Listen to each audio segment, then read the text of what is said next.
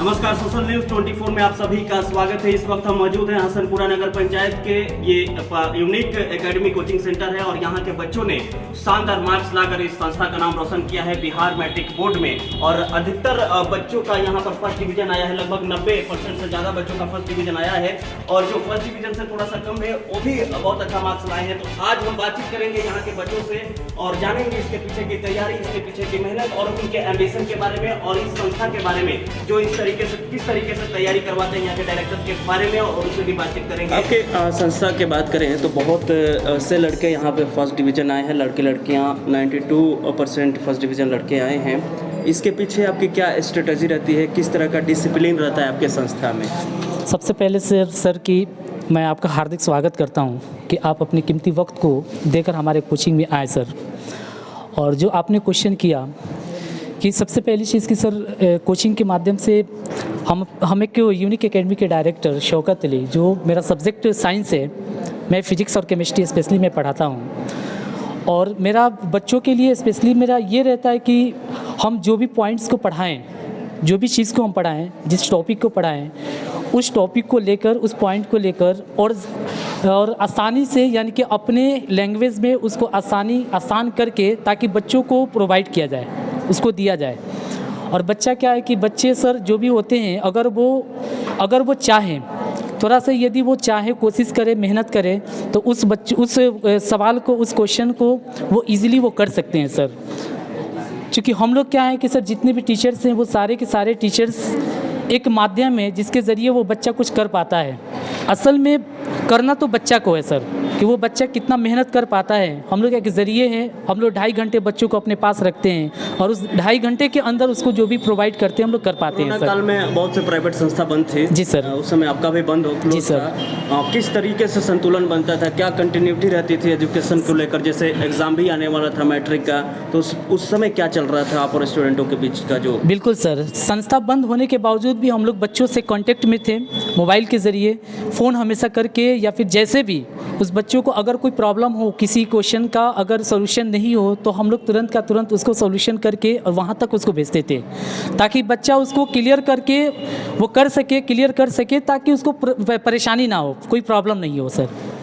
क्या कहना चाहेंगे आप अपने स्टूडेंट के लिए और जो भी अदर पास आउट स्टूडेंट हैं उनके लिए क्या मैसेज रहेगा आपके तरफ से? मैसेज सर उन सारे बच्चों के लिए ये है कि जो बच्चे पास कर गए हैं या फिर जो आने वाले हैं, उन सारे बच्चों को मेरे तरफ से ये मैसेज है कि वो मेहनत करें और मेहनत करके वो कुछ करें, क्योंकि सब कुछ अगर मेहनत करते हैं वो सारा चीज़ वो हासिल कर सकते हैं। जैसे कि मेरा एक भाई, छोटा भाई समीर जिसका नाम है, वो अभी कह गया आपसे कि मैं यूपीएससी करना चाहता हूँ। और लास्ट में एक और बात कह गया कि अगर मेहनत करे तो मेहनत का फल वो बेशक वो मिलता है उसको। और आने वाला कल में यदि बच्चे जो भी हैं हमारे पास, मेरा यही रहेगा कि वो बच्चे मेहनत करें। हम सारे टीचर्स, जितने भी हमारी टीम है, जो भी टीचर्स हैं, वो सारे के सारे टीचर्स मेहनत करें। और बच्चे से भी ख़ास उन लोगों से एक रिक्वेस्ट है कि बच्चे भी मेहनत करें, चाहे वो मेरे कोचिंग में पढ़े, चाहे कहीं और पढ़े, क्योंकि मेहनत ही ऐसा चीज़ है जो उसको एक लक्ष्य की तरफ वो लेकर जाएगा, वो उनके मिशन की तरफ कामयाबी देगा। वो बहुत अच्छा फील होता है। क्या टारगेट है आपका? बहुत से लड़के लड़कियाँ फर्स्ट डिवीज़न आए हैं, आपका क्या टारगेट है? आप कौन से क्लास में हो? हम अभी 10th क्लास में हैं। फर्स्ट डिवीज़न आने का टारगेट है 394। किस तरीके की आप तैयारी करती थी? 394 नंबर है, बहुत अच्छा मार्क्स है, आप फर्स्ट डिवीज़न से पास हुई हैं और बहुत अच्छा परसेंटेज भी है। इसके पीछे की मेहनत क्या है, किस तरीके से आप पढ़ाई करती थी?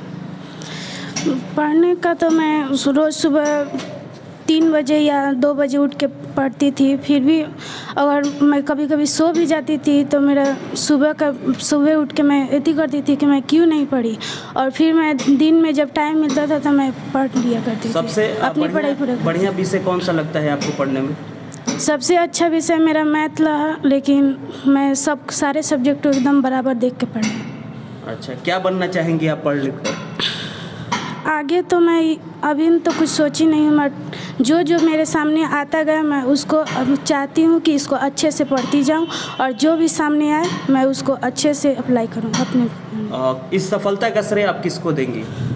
अपने इसको मैं सबसे ज़्यादा कहूँगी अपने मम्मी पापा को, और मेरे टीचर हैं जो कोचिंग संस्था के, जो सब जो मुझे अथी करते थे, कि आपको पढ़ना है, आपको अच्छा नंबर लाना है, आपको आगे कुछ करना है। बीच में कोरोना काल था, उसमें बहुत सारे संस्था बंद थे, तो उस वक्त आप कैसे किसी क्वेश्चन पे अगर फंस जाते थे तो कैसे अपने टीचर से कांटेक्ट करते थे, किस तरह के हेल्प मिलता था आपको? उसमें तो मुझे कोई हेल्प नहीं मिलता था, लेकिन मेरे पास मोबाइल नहीं था। मेरे घर पे छोटा मोबाइल है। मेरे पापा एक मजदूर हैं। बिहार मैट्रिक बोर्ड में 409 नंबर आपका आया है। सबसे पहले हमारे चैनल की तरफ से आपको बधाई हो। शुक्रिया। आप जिस तरीके से तैयारी किए हैं, इसके पीछे की तैयारी आपकी क्या थी? किस तरीके से आप स्टडी का प्लान करते थे? आपके माइंड में उस वक्त क्या चलता था? सबसे पहले कि हम अपने क्लास में सबसे अच्छे से पढ़ते थे। सबसे पहली बात कि जो भी हमारे टीचर्स पढ़ाते थे उसे ध्यान से देखते थे और समझते थे, और ख़ुद से अपने जो भी सर पढ़ाते थे उसे खुद से कोशिश करते कि बनाएं क्वेश्चन को, ताकि मैं कभी भूलूँ ना। और घर पे जाकर उससे तुरंत ही रिवीजन करते थे, ताकि ज़्यादा दिन छोड़ देने के बाद उसे भूलने के एक चांसेस होता है, और रिवीजन कर लेने के बाद उसे हमेशा याद रखने के चांसेस होता है। इस तरह हम सभी सब्जेक्ट को इस तरह हमने क्रैश किया, और अपने रिजल्ट को देने में मैं सारे टीचर्स को धन्यवाद करना चाहता हूँ, क्योंकि उन्होंने मुझे बहुत अच्छे से पढ़ाया लिखाया और मुझे बहुत ही अच्छे से पढ़ने की एक सलाहियत दी, और हमने इस पोजीशन को पाने की कोशिश की। आपका जब आप एग्ज़ाम देने गए थे, फर्स्ट पेपर आपके पास आया था, तो आपको क्या लगा? कितना कॉन्फिडेंस था कि हम स्टार्टिंग से ही कितने का टारगेट आप लेकर चले थे, कितने % का टारगेट लेकर चले थे, और वो पाए कि उससे संतुष्ट हैं आप, या फिर कुछ अधूरा रह गया और भी? सबसे पहली बात कि मेरा फर्स्ट क्लास में फर्स्ट एग्ज़ाम साइंस का हुआ, जिसमें हमने अच्छे से तैयारी किया था, और मुझे पूरा कॉन्फिडेंस था कि मैं 80% तक लिख सकता हूँ, और मैंने 78% लाया भी। और उसके बाद मैं सेकेंड मेरा हुआ मैथ का क्लास, और मैथ में भी मैं मैथ के एग्ज़ाम में मुझे पूरा कॉन्फिडेंस का 90+ लाने का, और मैं लिखा भी, और उसमें से एक क्वेश्चन मुझे थोड़ा सा मिस्टेक हो गया, जिसके कारण मेरा 85+ आया मैथ में। 85+ आया? Yes sir. सबसे पसंदीदा सब्जेक्ट क्या रहा है आपका अभी तक? सर, मेरा सबसे पसंदीदा सब्जेक्ट मैथ और साइंस रहा, और बाकी सभी सब्जेक्ट में अच्छे से पढ़ाई किया, क्योंकि सभी सब्जेक्ट सब्जेक्ट पढ़ेंगे तभी मेरा अच्छा नंबर आएगा, क्योंकि 2 सब्जेक्ट से कुछ आने वाला नहीं है। क्या बनना चाहेंगे पढ़ लिख कर लाइफ में? क्या एम्बिशन है आपका? सर, मेरा एम्बिशन है कि मैं आगे चलकर एक UPSC क्रैश करूं, और दूसरा भी UPSC अगर ना हो पाए, लेकिन उसके अलावा दूसरा का भी फॉर्म अप्लाई करते रहूँगा, जिसमें भी हो जाए, लेकिन मेरा मेन टारगेट है UPSC सर।